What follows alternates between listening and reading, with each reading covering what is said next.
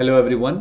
आज हम डिस्कस करने वाले हैं ह्यूमन रिप्रोडक्शन के बारे में और एक बहुत ही इंटरेस्टिंग सी बात पढ़ेंगे ह्यूमन रिप्रोडक्शन से रिलेटेड कि जो हम प्लांट्स और एनिमल्स में जो रिप्रोडक्शन पढ़ते हैं ह्यूमन भी वही टाइप का रिप्रोडक्शन फॉलो करता है, स्टेजेस वही हैं, बस उसको थोड़ा सा डिफरेंस के साथ पढ़ते हैं। लेकिन मेन जो बेसिक कंसेप्ट्स हैं वो अभी भी सेम रहेंगे। तो रिप्रोडक्शन से रिलेटेड मैं आपको कुछ पहले ही कुछ बातें बता देना चाहता हूँ कि रिप्रोडक्शन हमने एक पिछले चैप्टर में वीडियो हमने कवर करी थी। वो वीडियो आप देख सकते हो, अगर आपने नहीं देखी तो उसके एटलीस्ट फर्स्ट वीडियो आप देख लोगे तो आपको एक इंट्रोडक्टरी आइडिया हो जाएगा कि रिप्रोडक्शन होता क्या है। आई वुड रिकमेंड कि आप पहले वो देख लें, ठीक है। अच्छा, उसके बाद मैं आपको एक चीज़ बताता हूँ कि हमने स्टेजेस पढ़ी थी रिप्रोडक्शन में। हमने ये पढ़ा था कि किसी भी ऑर्गेनिज्म का जो लाइफ स्पैन होता है, उसका बर्थ और डेथ से लेकर के जो टाइम पीरियड होता है लाइफ स्पैन, वो 3 पीरियड्स में डिवाइडेड होता है। राइट, हमने ये पढ़ा था। तो एक होता है जुवेनाइल फेज, है ना, जुवेनाइल फेज। उसके बाद आता है इसका रिप्रोडक्टिव फेज और उसके बाद आता है इसका पोस्ट रिप्रोडक्टिव फेज। तो हम इस पीरियड की बात करने वाले हैं, रिप्रोडक्टिव फेज की जो ये वाली बात है इसकी बात करने वाले हैं। सबसे पहले तो हमें ये समझना है, ठीक है। तो अब इस केस में मतलब कि ह्यूमन रिप्रोडक्शन के पर्टिकुलर केस में हमें क्या चीज़ समझनी है और हमें क्या क्या पढ़ना है, उससे रिलेटेड मैं आपको कुछ पर्टिकुलर टॉपिक्स अब हम डिस्कस करेंगे, ठीक है। और फिर उसको डिस्कस करेंगे कि जो हमने फर्स्ट वीडियो में जो कंसिडर किया था वो यहाँ पर किस तरीके से एप्लीकेबल है। तो सबसे पहले तो हम ह्यूमन मेल रिप्रोडक्टिव सिस्टम पढ़ेंगे। फिर उसके बाद ह्यूमन फीमेल रिप्रोडक्टिव सिस्टम का डिटेल स्ट्रक्चर और उसकी डिटेल्स पढ़ेंगे। फिर गैमीटोजेनेसिस पढ़ते हैं कि गैमीट्स कैसे बनते हैं, मतलब स्पर्म और ओवम किस तरीके से बनेंगे।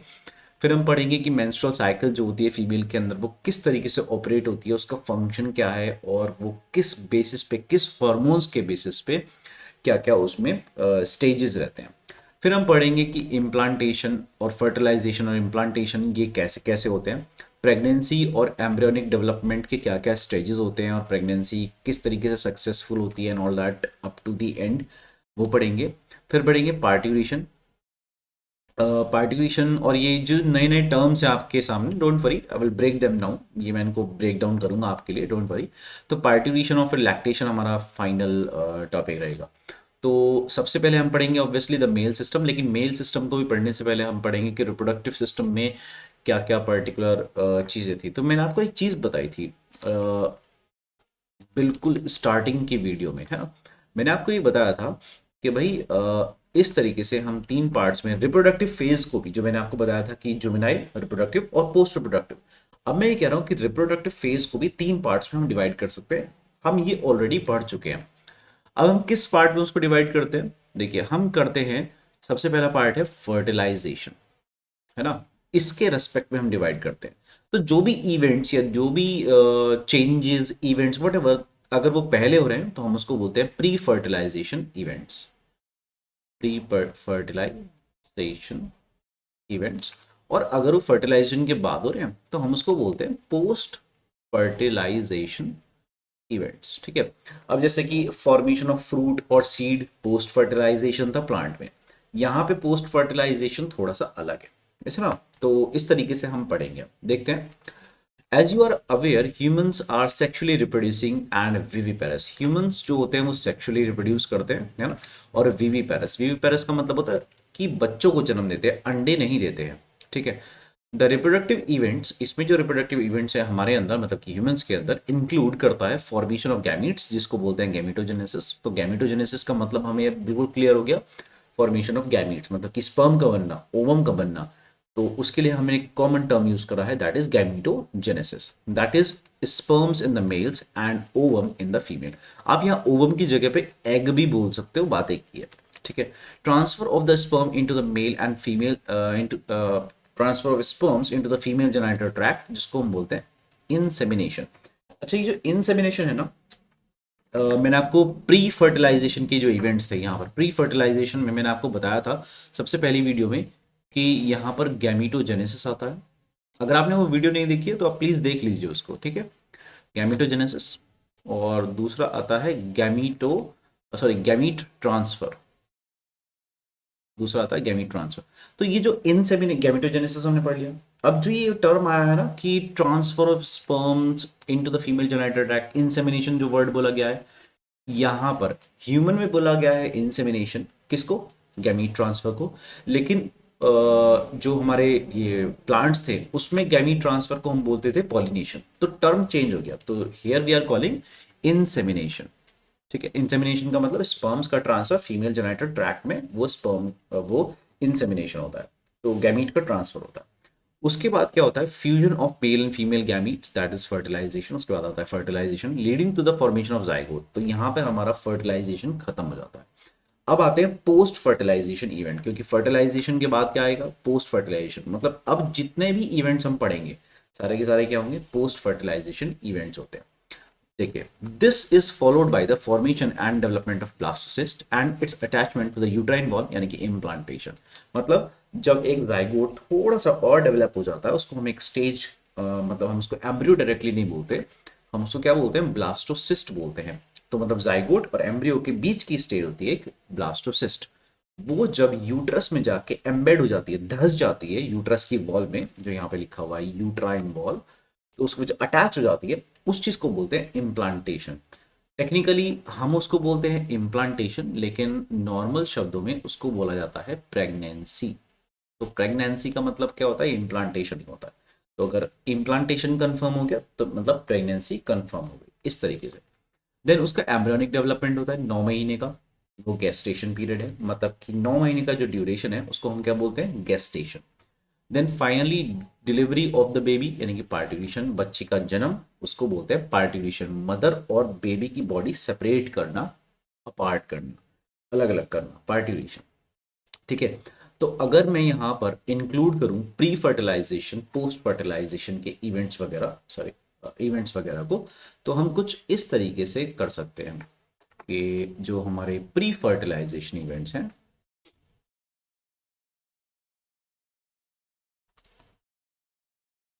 प्री फर्टिलाइजेशन इवेंट्स, वो हमारे यहाँ पर दो हैं। कौन कौन से हैं? गैमीटोजेनेसिस, है ना, और दूसरा आ जाता है बेटा इंसेमिनेशन, और ये इंसेमिनेशन गैमीट ट्रांसफर है। ठीक है।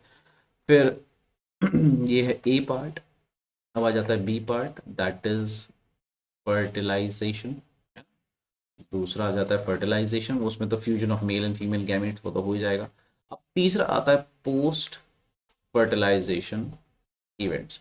पोस्ट फर्टिलाइजेशन इवेंट्स में सबसे पहला कौन सा आता है? इम्प्लांटेशन। हालांकि इसमें और भी आते हैं, लेकिन जितना अभी इंट्रोडक्शन में दे रखा है उतना ही पढ़ते हैं। गेस्टेशन, और तीसरा हमें दे रखा है पार्ट्यूरेशन। तो ये पर्टिकुलरली हमने ऑर्गेनाइज कर लिया इस पर्टिकुलर पैराग्राफ को, कि हमने ये पढ़ा है कि फर्टिलाइजेशन से पहले ये दो इवेंट होते हैं, फिर एक फर्टिलाइजेशन इवेंट होता है, और फर्टिलाइजेशन के बाद ये इवेंट्स होते हैं। ठीक है। अब you have learned that these reproductive events occur after puberty. हमने ये पढ़ा है कि जो भी रिप्रोडक्टिव इवेंट होता है वो प्यूबर्टी के बाद होता है ना। प्यूबर्टी क्या होता है? आई थिंक कि आपको अपने लोअर क्लासेस में पढ़ा होगा, है ना। तो these are the remarkable differences between the reproductive events in the male and the female. For example, sperm formation continues even in the old men. There are remarkable differences actually. These पढ़ लिया था, there are remarkable differences. तो ये कहना चाह रहे हैं कि जो मेल की बॉडी है और जो फीमेल की बॉडी है उसमें जो रिप्रोडक्टिव इवेंट्स होते हैं बेटा वो डिफरेंट डिफरेंट होते हैं। मतलब कि हम ये कह रहे हैं कि स्पर्म का फॉर्मेशन जो होता है वो ओल्डर मैन में, मतलब जो मेल्स जो कि एजड हो जाते हैं, बूढ़े हो जाते हैं, उसमें स्पर्म का फॉर्मेशन कंटिन्यूस रहता है। लेकिन जो ओल्डर वुमेन है उसमें ओवम का प्रोडक्शन सीज हो जाता है, बंद हो जाता है। ठीक है। तो ये कुछ डिफरेंसेस हैं। अच्छा, around the age of 50 women में बंद हो जाता है। तो अब हम पढ़ते हैं मेल और फीमेल रिप्रोडक्टिव सिस्टम को डिटेल में। तो I hope you have got the basic idea, आपको बेसिक आइडिया मिल चुका है कि किस तरीके से हम ह्यूमन रिप्रोडक्शन को स्टडी करने वाले हैं। तो टॉपिक बिल्कुल इसी तरीके से स्टडी करेंगे, ऐसे इसी सीरीज में स्टडी करेंगे, एनसीईआरटी भी इसी सीरीज में हमें बताएगा। तो सबसे पहले हम पढ़ेंगे रिप्रोडक्टिव सिस्टम के बारे में, ऑब्वियसली स्ट्रक्चर वगैरह के बारे में, क्योंकि हम गैमेटोजेनेसिस डायरेक्टली नहीं पढ़ सकते, क्योंकि गैमेटोजेनेसिस में कुछ ऐसी टर्म्स आएंगी जो हम तभी समझ पाएंगे हमें अगर हमें male reproductive system, female reproductive system, इनके बारे में एक अच्छी नॉलेज हो। तो पहले हम इससे इसलिए पढ़ रहे हैं क्या, द मेल रिप्रोडक्टिव सिस्टम, उसके बाद हम पढ़ेंगे द फीमेल रिप्रोडक्टिव सिस्टम। ठीक है, तो अब आ जाते हैं द मेल रिप्रोडक्टिव सिस्टम पे। अब ये जो मेल रिप्रोडक्टिव सिस्टम है, it is located in the pelvis region, मतलब पेल्विस रीजन मतलब पेल्विक बॉडी, पेल्विक गर्डल के पास, है ना, जो हमारा पेल्विक गर्डल होता है। पेल्विक गर्डल कौन सा होता है, वेस्ट वाला जो रीजन होता है, और वेस्ट का मतलब वो वाला वेस्ट नहीं, WAIST, है ना, वेस्ट, कमर के पास वाला रीजन। इट इंक्लूड्स, अब इसमें क्या होता है, a pair of testis include होती है अलोंग विद एसेसरी डक्ट्स। तो इसमें टोटल मिला करके चार चीजें, एक तो हो गया टेस्टिस, ठीक है, दूसरा हो गया एसेसरी डक्ट्स, तीसरा हो गया ग्लैंड्स, कौन से ग्लैंड्स, एसेसरी ग्लैंड्स, और चौथी चीज हो गई एक्सटर्नल जेनेटिलिया। ठीक है, तो अब pair of testis, accessory ducts, glands और एक्सटर्नल जेनेटिलिया, तो ये चार चीजें हैं किसके अंदर, मेल रिप्रोडक्टिव सिस्टम के अंदर। अब हम इनको एक एक करके स्टडी करते हैं। ठीक है, the testes are located outside the abdominal cavity within a pouch called scrotum. अब यहाँ पर एक बहुत इंपॉर्टेंट कॉन्सेप्ट जो आपको पता होना चाहिए। ओके, देखिए, होता क्या है कि अगर मैं अगर मान लीजिए किसी की नेक है, और यहाँ पर हम कहते हैं किसी के हैंड्स हैं, और तो ये उसकी टॉर्सो हो गई। कार्टून अच्छा नहीं बन रहा है but you will get the idea. ठीक है ना, तो ये उसकी टॉर्सो बॉडी है, इसकी नेक है, ठीक है, और हम कहते हैं कि ये इसके चलिए कार्टून पूरा ही कर देता हूँ, ये इसका लेग्स हो गए, ठीक है। So the cartoon is complete. अब हम ये कह रहे हैं कि इस पर्टिकुलर कार्टून में बेटा एक डायफ्राम लोकेटेड होता है। आपने डायफ्राम तो पढ़ा है 10th क्लास में, है ना, 11th में ही पढ़ा है डायफ्राम। तो डायफ्राम इस तरीके से एक मस्क्यूलर डोम शेप का, मस्क्यूलर एक डोम शेप का, मस्कुलर डोम शेप की एक पर्टिकुलर शीथ होती है ना, और इस चीज, इस पर्टिकुलर स्ट्रक्चर को हम बोलते हैं कि भाई दिस इज डायफ्राम, है ना। अब हम ये कह रहे हैं कि भाई एक बात ध्यान से समझना है हमें, क्या, कि डायफ्राम से ऊपर वाली जो कैविटी है, डायफ्राम से ऊपर वाली जो कैविटी है, और डायफ्राम के नीचे वाली कैविटी है, ठीक है, कैविटी की बात चल रही है। तो जो ये वाली ऊपर वाली कैविटी है that is called thoracic, thoracic cavity, और जो ये नीचे वाली कैविटी है that is called abdominal cavity. तो दैट मीन्स के दो पर्टिकुलर हमारे पास कैविटीज हो गई, थोरैसिक कैविटी और एब्डोमिनल कैविटी, और उसको डिवाइड करने का जो बेसिस है, वो बेसिस क्या है, डायफ्राम।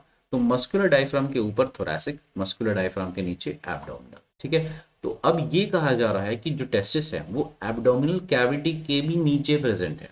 कहाँ प्रेजेंट है, उसके भी नीचे प्रेजेंट है। देखिए, the scrotum, sorry, the testes are situated outside the abdominal cavity, abdominal cavity के भी outside है, within a pouch, एक pouch के अंदर है ना, called scrotum। तो आप डायग्राम में देख सकते हो कि ये जो पर्टिकुलर पाउच है ये एब्डोमेन से बाहर है, स्क्रोटम जिसको हमने लेबल कर रखा है।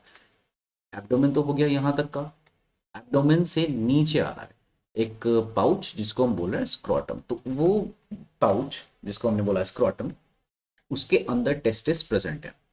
द स्क्रोटम यानी कि जो पाउच है helps in maintaining the low temperature of the testis 2 to 2.5 degree Celsius lower than the normal internal body temperature necessary for spermatogenesis. मतलब देखिए, अब ये कहना चाह रहे हैं कि एक्चुअली में ये स्क्रोटम जो है ऐसा है क्यों, एब्डोमेन में टेस्टिस क्यों नहीं है। तो हम ये समझना चाह रहे हैं कि जो स्पर्मेटोजेनेसिस है, क्या है बेटा, स्पर्मेटो जेनेसिस मतलब स्पर्म का फॉर्मेशन, किसका फॉर्मेशन, स्पर्म के फॉर्मेशन को बोलते हैं स्पर्मेटोजेनेसिस। तो स्पर्मेटोजेनेसिस या स्पर्म के फॉर्मेशन के लिए एक्चुअली में हमें चाहिए 2 से लेकर के 2.5 डिग्री सेल्सियस लोअर टेम्परेचर। कहने का मतलब 37.5 डिग्री सेल्सियस तो बॉडी का टेम्परेचर होता है, इसमें से अब 2.5 डिग्री सेल्सियस माइनस कर दो, कितना बचेगा, 35। तो ये कहना चाह रहे हैं कि लगभग लगभग 35 से 35.5 डिग्री सेल्सियस टेम्परेचर के बीच में हम स्पर्म्स को बना सकते हैं। इससे अगर ऊपर टेम्परेचर हुआ तो स्पर्म डैमेज हो जाएंगे, इससे लो हुआ तो डैमेज हो जाएंगे। अब क्योंकि एब्डोमेन जो है वो बॉडी का पार्ट है, तो बॉडी का जो पार्ट होगा उसका तो टेम्परेचर 37.5 डिग्री सेल्सियस रहेगा। लेकिन क्या करा बॉडी ने, मेल में एक पाउच बाहर की साइड आ गया, जिससे क्या होता है थोड़ा सा टेम्परेचर 2 डिग्री सेल्सियस, 2 से 2.5 डिग्री सेल्सियस टेम्परेचर जो है वो थोड़ा सा कम हो जाता है, जो कि स्पर्मेटोजेनेसिस के लिए बहुत सही है। तो ये जो स्क्रॉटम है वो नीचे की साइड डिसेंड करता है एब्डोमेन से, in order to do the spermatogenesis, कि स्पर्मेटोजेनेसिस हो जाए। तो maintain the lower temperature necessary for the spermatogenesis, sperm के प्रोडक्शन के लिए जरूरी होता है, इसीलिए स्क्रॉटम एब्डोमेन से नीचे होता है। ठीक है। इन अडल्ट अडल्ट के केस में क्या होता है, each testis is oval in shape, है ना, ये हमें ओवल पता है कि ओवल क्या होता है, with a length of about 4 to 5 centimetre. इसकी लेंथ अगर ये डायमेंशंस बता रखी है, 4 to 5 सेंटीमीटर की लेंथ है, और विड्थ जो है वो अबाउट 2 to 3 सेंटीमीटर की है। ठीक है, ये नीड पर्सपेक्टिव से इंपॉर्टेंट है। The testis is covered by a dense covering. अब यहाँ पर ट्यूनिका एल्बुजिनिया और बहुत सारी चीजें हैं एक्चुअली में। मतलब टेस्टिस की कवरिंग जो होती है उसके पर्टिकुलर पार्ट्स होते हैं जो कि हमारे डिटेल में गिवन है, बट क्योंकि यहाँ पर एनसीईआरटी में कवर्ड नहीं है, so we are not including that, हम उसको इंक्लूड नहीं कर रहे। बस इतना समझना है कि टेस्टिस के बाहर एक कवरिंग होती है। ठीक है।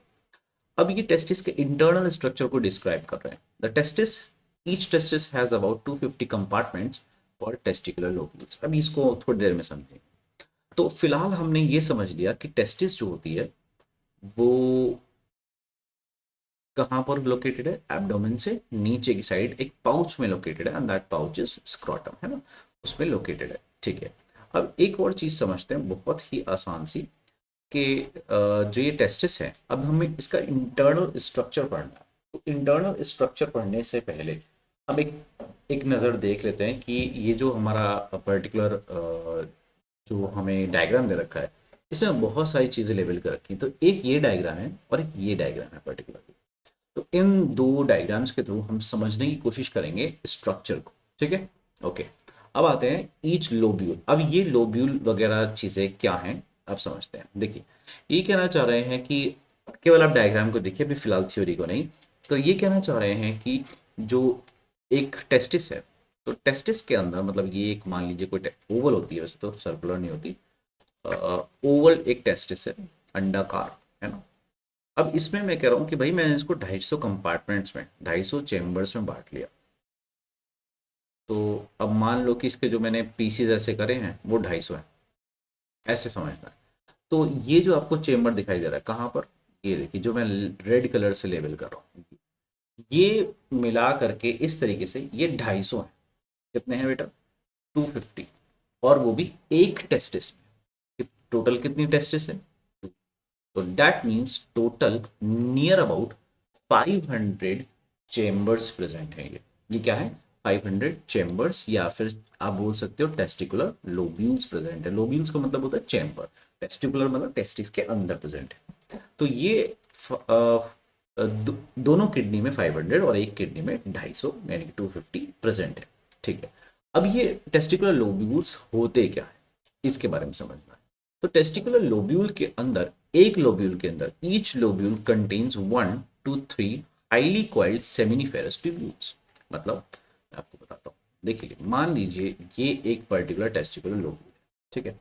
अब इस टेस्टिकुलर लोब्यूल के अंदर हम ये कह रहे हैं कि भाई एक हाईली क्वाइल्ड पाइप के जैसा स्ट्रक्चर, और ये हाईली क्वाइल्ड जो पाइप्स है ना, ये एक नहीं है, ये दो भी नहीं है, ये एक्चुअली में 3 highly coiled pipe like structure इसके अंदर ही अंदर घूमे जा रहे हैं। ठीक है, ऐसे करके ये उसकी बात चल रही है। तो हम ये कह रहे हैं एक लोब्यूल के अंदर 1 से 3 ट्यूब्स हैं, छोटी छोटी माइक्रोस्कोपिक ट्यूब्स हैं। उन माइक्रोस्कोपिक ट्यूब्स को हमने क्या बोला है, सेमिनिफेरस ट्यूब्यूल्स बोला है। ठीक है, वो हाईली क्वाइल्ड है, बहुत ज्यादा क्वाइल्ड है ऐसे। ठीक है। इन विच स्पर्म्स आर प्रोड्यूस्ड। अब ये कहना चाह रहे हैं उन ट्यूब्स के अंदर एक्चुअली में स्पर्म्स प्रोड्यूस होते हैं, उन ट्यूब्स के अंदर एक्चुअली में स्पर्म्स प्रोड्यूस होते हैं। तो हमने क्या करा, उन ट्यूब्स को ही कट करके देख लिया। हमने क्या करा, उन ट्यूब्स को ही कट करके देख लिया। तो आपके सामने जो ये पर्टिकुलर डायग्राम है, it is actually the cross section, मतलब हमने उस ट्यूब को कट करा है। तो मान लीजिए ये ट्यूब है, यानी कि सेमिनिफेरस ट्यूब्यूल, उसको हमने ऐसे कट किया, और अब हम ऊपर से इसको देख रहे हैं, मतलब कि हमारी आई वाला जो है ना,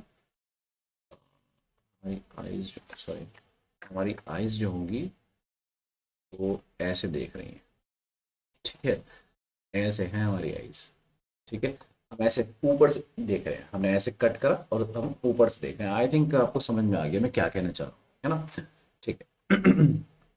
अब हम बात कर रहे हैं, हमने कहा कि एक लोब्यूल के अंदर एक से तीन सेमिनिफेरस ट्यूब्यूल्स हो सकते हैं, ठीक है। अब हम कह रहे हैं कि एक सेमिनिफेरस ट्यूब्यूल जो होता है, tube like structure, is lined on inside by two types of cells. उसके अंदर की तरफ देखिए, ये एक सेमिनिफेरस ट्यूब्यूल है, मैं लेबल कर देता हूँ, यूज करते हैं येलो कलर, अच्छे से दिख जाएगा इसके ऊपर।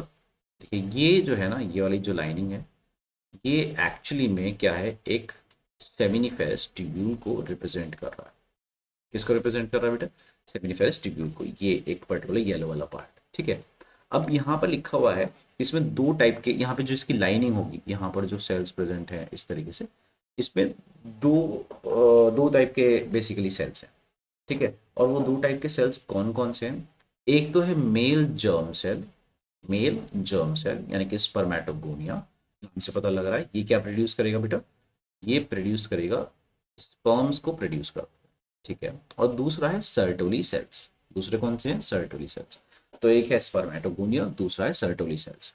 अब इसके बारे में पढ़ते हैं। द मेल जर्म सेल्स, जो मेल जर्म सेल्स है, अंडरगो मियोटिक डिविजन्स, मतलब उनमें मियोसिस होता है, जो आपने पढ़ा था ना कि एक से चार बनते हैं और डिप्लॉइड का हैप्लॉइड हो जाता है, वही वाला division. And finally leading to the sperm formation, और इससे फाइनली क्या बनता है? स्पर्म बनता है, जैसा कि हमने अभी डिस्कस करा था। While Sertoli cells provide nutrition to the germ cells, और जो सर्टोली सेल्स होते हैं वो क्या करते हैं, इन मेल जर्म सेल्स को और इन स्पर्म्स को क्या करते हैं? न्यूट्रिशन प्रोवाइड करने का काम करते हैं। कौन? सर्टोली सेल्स, ठीक है। इन सर्टोली सेल्स को हम सस्टेंटाकुलर सेल्स भी बोलते हैं, सस्टेंटा सेल्स, है ना। तो अगर कहीं पर लिखा हुआ मिल जाए सस्टेंटाकुलर सेल्स, तो घबराना नहीं है, सस्टेंटाकुलर सेल्स का मतलब सर्टोली सेल्स ही होता है, ठीक है। आगे बढ़ते हैं। सर्टोली सेल्स जो है वो न्यूट्रिशन प्रोवाइड करते हैं, ठीक है। The regions outside the seminiferous tubule called interstitial spaces contain small blood vessels and interstitial cells और द लेडिक सेल्स। बहुत ही इंपॉर्टेंट सी बात है, और ज़रा देखिएगा, कलर में चूज कर लेता हूँ येलो। देखिए, मैंने आपको बताया कि ये एक सेमिनिफेरस ट्यूब्यूल है, और ये एक सेमिनिफेरस ट्यूब्यूल हो गया है ना टेक्निकली, और ये भी एक सेमिनिफेरस ट्यूब्यूल का पार्ट हो गया। ये आगे कंटिन्यू करेगा, एक सर्किल बना देगा। अब इसके बीच में जगह बच रही है ना? ये जो जगह बच रही है, ये वाली, समझ पा रहा ना, ये वाली जगह बच रही है। ये जो जगह बच रही है, एक्चुअली हम इसके इसको हाईलाइट करना चाह रहे हैं। क्या हाईलाइट करना चाह रहे हैं? हम कह रहे हैं कि भाई ये क्या है, इंटरस्टिशियल, सॉरी आपको दिख नहीं रहा होगा, ओके, मैं अपने आप को हटा देता हूँ, ओके, यहाँ जाते हैं, ओके। इंटरस्टिशियल स्पेस, सॉरी, ये है इंटरस्टिशियल स्पेस, इसका एस बना देते हैं, स्पेस। और इस स्पेस के अंदर ब्लड वेसल्स प्रेजेंट होती हैं और कुछ सेल्स प्रेजेंट होते हैं। जो सेल्स प्रेजेंट हैं उनको हम क्या बोलते हैं बेटा? इंटरस्टिशियल सेल्स बोलते हैं। क्या बोलते हैं? इंटरस्टिशियल सेल्स बोलते हैं, ठीक है। और यही इंटरस्टिशियल सेल्स को हम और भी एक दूसरे नाम से भी दूसरे नाम से भी बोलते हैं। इंटरस्टिशियल सेल्स को हम बोलते हैं कि ये क्या है?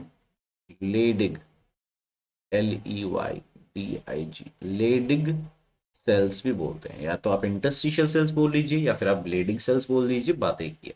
अब ये जो लेडिग सेल्स हैं, ये क्या करते हैं, इसके बारे में पढ़ते हैं। लेडिग सेल्स सिंथेसाइज, वो क्रिएट करते हैं और सिक्रिएट करते हैं टेस्टिकुलर हार्मोन्स कॉल्ड एंड्रोजन्स। तो ये एंड्रोजन्स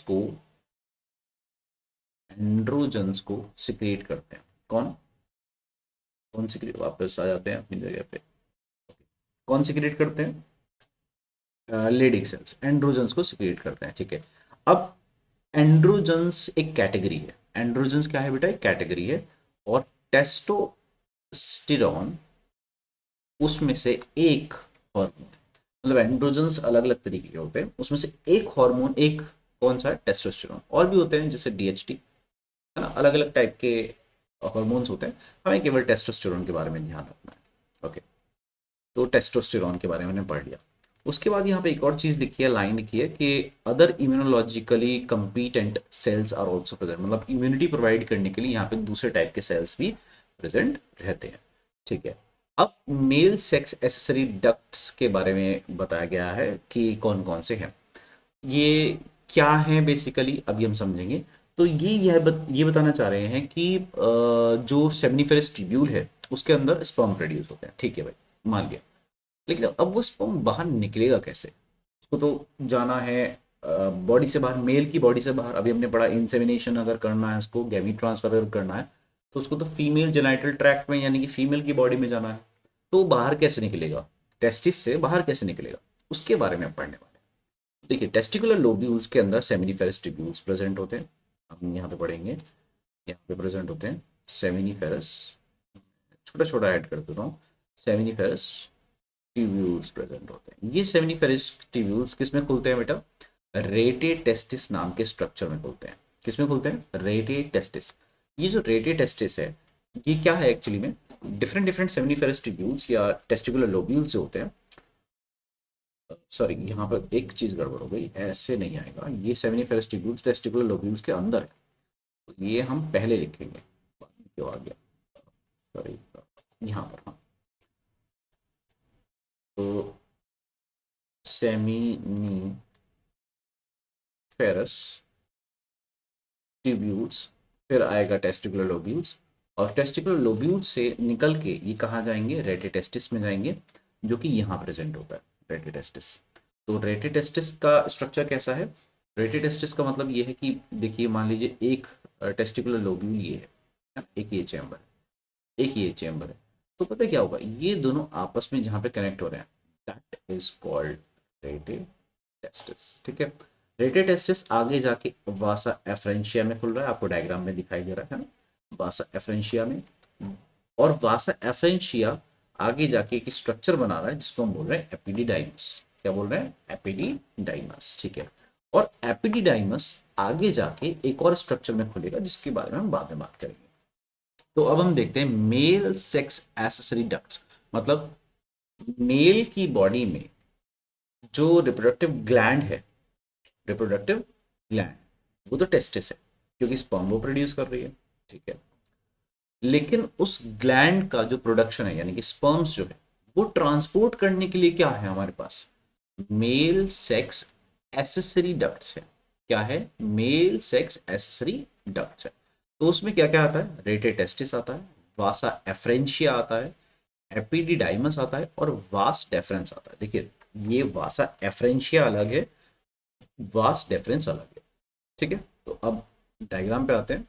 देखिए, वासा एफ्रेंशिया ये है जिसको हमने अभी देखा, टेस्टिस से बाहर है ये वासा एफ्रेंशिया यहाँ पर, और वास डेफरेंस यहाँ पर। तो यानी कि इस पर्टिकुलर पाथवे को ऐसे हम फॉलो कर रहे हैं, ठीक है। तो इसका मतलब अगर मैं पाथवे को ट्रेस करना चाहूँ तो मैं ऐसे पाथ को ट्रेस कर सकता हूँ कि स्पर्म जो है यहाँ से निकला टेस्टिकुलर लोब्यूल से, मतलब सेमिनिफेरस ट्यूब्यूल टेस्टिकुलर लोब्यूल के अंदर है, सेमिनिफेरस ट्यूब्यूल से निकला टेस्टिकुलर लोब्यूल में गया, टेस्टिकुलर लोब्यूल से वो रेटिटेस्टिस में गया, सॉरी रेटिटेस्टिस से कहाँ निकल, रेटिटेस्टिस से निकल के कहाँ जाएगा? वासा, ए सॉरी मैं बहुत देर तक होल्ड कर रहा हूँ ना, इसलिए इसलिए आ रहा है वो। ओके, रेटिटेस्टिस से निकल के कहाँ जाएगा? वासा, वासा एफरेंशिया में जाएगा, वासा एफरेंशिया से निकल के एपिडिडाइमस में जाएगा, एपिडिडाइमस से निकल के फिर वो फाइनली इन कॉइल्स, ये जो कॉइल हुआ पार्ट है वहां से निकल के अल्टीमेटली कहाँ जाएगा? Vast deference. फिर वास्ट डेफरेंस से भी आगे कहाँ जाएगा? वास्ट डेफरेंस से आप देख रहे हो, फिर फाइनली निकल के कहाँ जाएगा? यूरेथ्रा। और यूरेथ्रा से भी निकल के कहाँ जाएगा? यहाँ से बाहर, है ना। तो इस तरीके से ये पाथवे रहेगा उसका, ठीक है, किसका? स्पर्म का बाहर निकलने के लिए। तो the seminiferous tubules of testis open into the vasa efferentia. हमने यही पढ़ा है कि सेमिनिफेरस ट्यूब्यूल जो है वो देखिए वासा एफरेंशिया में डायरेक्टली तो नहीं खुल रहा, अभी आ जाएगा, थ्रू द रेटे टेस्टिस के थ्रू खुल रहा है। और ऑब्वियसली सेमिनिफेरस ट्यूब्यूल तो टेस्टिकुलर लोब्यूल के अंदर है, तो ये अंडरस्टूड सी बात है। The vasa efferentia leave the testis, वो टेस्टिस से बाहर है, and open into the epididymis located along the posterior surface of each testis. देखिए ये यहाँ पे लोकेटेड है, कौन सा, वासा एफरेंशिया, और वो एपिडाइमस में खुलता है। अब इन्होंने एक चीज बोली है क्या, ओपन इनटू द एपिडाइमस, जो वासा एफरेंशिया है वो ओपन होता है एपिडाइमस में, ठीक है, और एपिडाइमस जो होता है वो लोकेटेड होता है पोस्टीरियर सरफेस पे। मतलब इनडायरेक्टली इन्होंने ये बता दिया कि ये पोस्टीरियर सरफेस है और ये एंटीरियर सरफेस है। देख रहे हो आप एनसीईआरटी का कमाल। तो इन्होंने इनडायरेक्टली ये बता दिया कि ये पोस्टीरियर है और ये एक एंटीरियर है। The epididymis leads to the vas deferens sorry. तो vas deferens देखिए, epididymis किस में लीड करता है, vas deferens पे, हमने अभी देखा। आप पाथवे को ट्रेस करोगे अगर, बिल्कुल यहाँ से ऐसे निकल के सीधे vas deferens, ठीक है। दैट असेंड्स का मतलब ऊपर चढ़ता है, to the abdomen and loops over the urinary bladder. अब देखो आप इस डायग्राम में, ये ऊपर जा रहा है कहाँ पे, एब्डोमेन में। क्यों, क्योंकि टेस्टिस, बेटा देखो यहाँ पर, यहाँ तक एब्डोमेन है, इस लाइन के ऊपर एब्डोमेन है, तो ये इसको ऊपर एब्डोमेन में जाना पड़ता है, फिर ये यूरिनरी ब्लैडर के ऊपर से, यूरेटर के ऊपर से होके आता है, और फिर फाइनली यूरेथ्रा में ज्वाइन करता है। Loops over the urinary bladder, it receives a duct from the seminal vesicle, ये क्या होता है अभी समझ में आ जाएगा, and opens into the urethra, finally urethra में ओपन हो जाता है एज द इजैकुलेटरी डक्ट। अभी समझ में आ जाएगा ये क्या होता है। These ducts store and transport the sperms from testis to outside through the urethra। ये डक्ट क्या करते हैं बेसिकली, जो भी अभी तक हमने पढ़े हैं, ये क्या करते हैं, ये ट्रांसपोर्ट करते हैं, है ना, from the testis to the outside body. The urethra originates from the urinary bladder and extends through the penis to its external opening called urethral meatus. कहने का मतलब क्या है, देखिए यूरेथ्रा जो होता है ना किसी की भी बॉडी में, वो ओरिजिनेट वास डेफरेंस से नहीं करता। यूरेथ्रा जो होता है वो ओपन ओरिजिनेट करता है कहाँ से, यूरिनरी ब्लैडर से। ओरिजिनली यूरेथ्रा जो बना है वो यूरिनरी ब्लैडर से यूरिन को निकालने के लिए बना है, तो यूरिनरी ब्लैडर से वो यूरिन निकाल रहा था, कौन, यूरेथ्रा। लेकिन अब उसमें साइड में से क्या डाल दिया गया, स्पर्म को डाल दिया गया, है ना। ये एक एक्सटर्नल बात है। अच्छा, ये एक और बात है। अच्छा, यहाँ पर जो ये ओपनिंग है इस चीज को, ये कहलाती है यूरेथ्रल मीटस। क्या कहलाती है, यूरेथ्रल मीटस, ये लिखा, ये कहलाती है यूरेथ्रल मीटस, एक्सटर्नल ओपनिंग, ठीक है। अच्छा, तो ये हमने यहाँ तक पढ़ लिया, यहाँ तक पढ़ लिया, ये सब चीज़ें हमने पढ़ लिया। अब थोड़ा सा समझते हैं, ये जो इजैकुलेटरी डक्ट बीच में आया था, सेमिनल वेसाइकल बीच में आया था, ये सब चीज़ें क्या होती हैं, इसके बारे में पढ़ते हैं थोड़ा सा, ठीक है। तो अब आ जाते हैं इस वाले पार्ट पे। The penis is the male external genitalia. External genitalia का मतलब ये होता है कि वो पार्ट जो एक्सटर्नली फिजिकली विजिबल है। देखिए टेस्टिस का अंदर का पोर्शन जो होता है वो विजिबल नहीं है, लेकिन एक्सटर्नल जेनेटिलिया विजिबल होता है, ठीक है। It is made up of special tissue, एक इसमें स्पेशल टिश्यू होता है जो कि हेल्प करता है इरेक्शन ऑफ पेनिस में। तो जो पेनिस का इरेक्शन होता है वो किस वजह से है, क्योंकि इसमें इरेक्टाइल टिश्यू प्रेजेंट होता है। इरेक्टाइल टिश्यू का मतलब ये है जैसे ही उस टिश्यू में ब्लड का फ्लो ज्यादा होगा, उस टिश्यू के अंदर एक्सपेंशन शुरू हो जाएगा, ठीक है। तो ये एक मतलब होता है, लेकिन वो जब तक ब्लड का फ्लो नहीं बढ़ेगा तब तक वो टिश्यू जो है अपना एक्सपेंशन नहीं करेगा, तो इसीलिए हम कहते हैं ये एक स्पेशल टिश्यू है टू फैसिलिटेट इंसेमिनेशन। और इसके अंदर ये इरेक्टाइल टिश्यू क्यों प्रेजेंट है, ताकि गैमीट का ट्रांसफर हो सके फीमेल जेनिटल ट्रैक्ट में, इंसेमिनेशन हो सके। The enlarged end of the penis called the glass penis is covered by the loose fold skin called the foreskin। कहने का मतलब देखिए यहां पर हम ये पढ़ रहे हैं बेटा, ये वाला पार्ट, कि जो पेनिस का जो enlarged end होता है, ये वाला पार्ट, ये वाला पार्ट, इसको हम बोलते हैं ग्लांस पेनिस। एंड जो इसके ऊपर एक पर्टिकुलर स्किन का फोल्ड प्रेजेंट होता है, इसको हम बोलते हैं फोरस्किन, और इसको प्रीपुस भी कहा जाता है। ठीक है, प्रीपुस या फिर फोरस्किन दोनों इसके नाम है। तो ये प्रेजेंट होती है। ठीक है, ओके। अब आता है मेल्स एसेसरी ग्लैंड्स। अब ये जो मेल एसेसरी ग्लैंड है, ये हम अब पढ़ते हैं, छोटी सी एक चीज है, include paired seminal vesicle. Paired, यहाँ पे एक चीज ध्यान रखनी है, ये पेयर्ड है, पेयर्ड का मतलब दो हैं total, seminal vesicle, a prostate, single prostate, and paired bulbourethral, यानी कि अगेन दो है। तो बल्बोयूरेथ्रल हो गया दो, एक प्रोस्टेट हो गया, एक सेमिनल वेसिकल हो गया। कौन सा कहाँ पे अभी देखते हैं। तो देखिए लीफ के जैसा, लीफ लाइक पत्ती के जैसा सेमिनल वेसिकल है, एक ये रहा, दूसरा ये। प्रोस्टेट एक ही है, ये पूरा का पूरा प्रोस्टेट है। बल्बोयूरेथ्रल जो होता है वो बल्ब के जैसा होता है, छोटा सा। बल्बोयूरेथ्रल का दूसरा नाम भी होता है, उसको बोलते हैं काउपर्स ग्लैंड। तो कॉपर्स ग्लैंड बोल दीजिए या बल्बो यूरेथ्रल बोल दीजिए, बात नहीं। अब इसके बारे में पढ़ते हैं। देखिए ये ग्लैंड्स आपको यहाँ पर इस पर्टिकुलर डायग्राम में बिल्कुल क्लियरली विजिबल है ना। तो ये रहा सेमिनल वेसिकल, ये रहा प्रोस्टेट, ये रहा बल्बो यूरेथ्रल। ये तीन ग्लैंड्स करते क्या है, ये तीन ग्लैंड्स अपने सिक्रीशन करते हैं। क्या करते हैं, ये अपने सिक्रीशन करते हैं। किस तरीके से सिक्रीशन करते हैं, मैं आपको एक छोटा सा आइडिया दे रहा हूँ, और फिर इसके स्ट्रक्चर फंक्शन को हम पढ़ेंगे बाद में। ठीक है, तो देखिए यहाँ पर हमें सेमिनल वेसिकल दिखाई दे रहा है, ये रहा लीफ के जैसा अगेन। तो एक लीफ के जैसा ये रहा। उसके बाद अब हमें एक प्रोस्टेट ग्लैंड दिखाई दे रहा है, ये रहा। उसके बाद हमें बल्बोयूरेथ्रल ग्लैंड दिखाई दे रहा है, जो कि ये रहा। मैं आपको दोबारा क्लियर करके दिखाता हूँ। You can see seminal vesicle, prostate हो गया, पर बल्बोयूरेथ्रल आपको दिखाई है ना। तो ये तीन ग्लैंड्स होते हैं, और इन तीन ग्लैंड्स का क्या फंक्शन है, कैसे कैसे फंक्शनिंग होती है, और किस तरीके से आगे वर्क करता है, ये हम पढ़ेंगे नेक्स्ट वीडियो में। Okay, so that's it for today.